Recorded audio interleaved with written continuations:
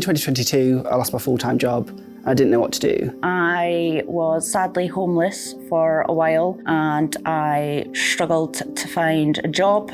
I've always had a steady job, and being jobless was really worrying and scary. I couldn't even get a job because I didn't have a fixed address at the time. I was feeling very unsure in myself as a person, anxious, worried, worthless, scared. We all went through COVID, but young people got hit really hard. We were just existing, and we're still feeling it today. For young people nowadays, we're not living, we're surviving. With technology, it's scary to be creative and worry that something's taking over. It's like, I can't be ill, I can't feel this way, I can't do this and I can't do that because I need that money. I really think that the deck is really stacked against young people today. We're not experiencing things to our best ability because of money. The rise of AI, the cost of living, unemployment. I just felt lost, yeah, very lost.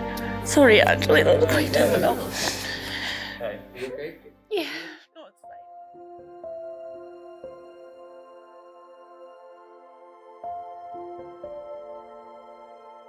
Young people get labelled all the time.